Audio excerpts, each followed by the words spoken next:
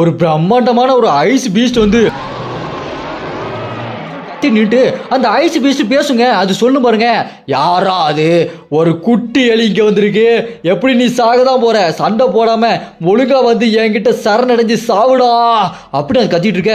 இந்த பக்கம் நம்ம ஹீரோ பார்த்தா அவர் கையில அப்படி ஃப்ரீஸ் ஆன மாதிரி இருக்கும், அந்த அளவுக்கு ஓவர் கூலிங்க. அப்ப நம்ம ஹீரோ சொல்லுவாரு, இப்ப என்னடா வந்திருக்கோம், அதுக்குள்ள என்னடா என்ன விட்டு கொடுக்க சொல்ற அப்படின்னு சொல்லிட்டு இருக்கும்போது அங்க கட் பண்ணா அடுத்த சீன்ல நம்ம ஹீரோ குகைக்குள்ள இருக்கிற மாதிரி காட்டுறாங்க. நம்ம ஹீரோ வாயில துணியை கவ்விக்கிட்டு அங்க கையை பார்த்தா அப்படி ஃப்ரீஸ் ஆயிருக்கும், அந்த கையில ஹீலிங் போஷனை ஊத்திட்டு சரி பண்ணிட்டு இருப்பாரு. அப்ப நம்ம ஹீரோ சொல்லுவார் பாருங்க, நான் 98வது ஃப்ளோரை கிளியர் பண்ணி 10 வருஷம் ஆச்சு இந்த ஃப்ளோருக்குள்ள வந்து, இந்த 99வது ஃப்ளோரோட பாஸ் ஃப்ராஸ்ட் டிராகன் வெலோகிசஸ், இதோட பவர் அப்படி சொல்லும் போது அந்த டிராகன் வாயை பொழந்து அதோட ஐஸ் பிரத்தை விடும்பாருங்க, அவ்வளோ பவர்ஃபுல்லாக இருக்குங்க.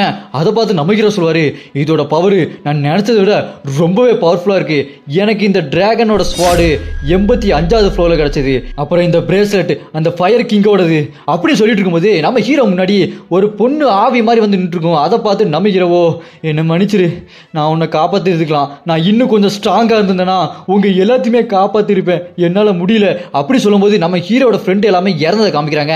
அப்படியே கட் பண்ணா 50வது ஃப்ளோரில் காமிக்கிறாங்க. அந்த 50வது ஃப்ளோரில் என்னன்னா, அங்கே இருக்கிற அந்த பாஸ் எல்லாத்தையுமே கொண்டுட்டு அந்த ஃப்ளோரை வெப்பன் செய்கிற இடம் மாதிரியும், அங்கே அடிபட்டு வர ஹண்டர்ஸ் எல்லாத்துக்குமே மருந்து கொடுத்து அவங்கள பார்த்துக்கிறதுக்கும், அங்கே இறந்து போன ஹண்டர்ஸை புதைக்கிறதும் அந்த இடத்துல தான் வச்சுருப்பாங்க. அந்த இடத்துல ஒருத்தர் அங்கே கத்தி செஞ்சு கொடுத்துருப்பாரு. அவர் சொல்லிட்டு இருப்பாரு, இங்கே எல்லாருமே செத்து போயிட்டாங்க, இப்போ நீ மட்டும் தான் இருக்க, வெளி உலகத்துலேருந்தும் எந்த தொடர்புமே கிடைக்கல, அப்படின்னா அங்கேயும் எல்லாமே அழிஞ்சிருக்கும் அப்படி சொல்லும்போது வெளி உலகத்தை காட்டுறாங்க. உலகத்தில் இருக்க மக்கள் எல்லாம் அழிஞ்சு போயிருப்பாங்க.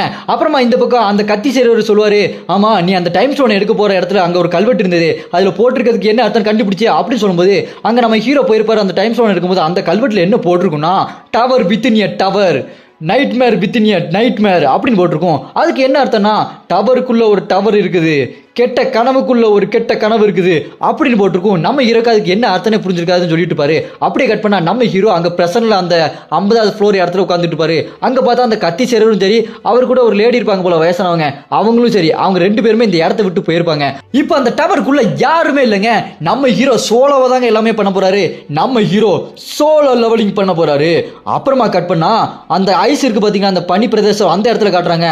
அந்த 99வது ஃப்ளோர்ல நம்ம ஹீரோ அந்த குகைக்குள்ள இருந்து வெளியே நடந்து வருவாரு.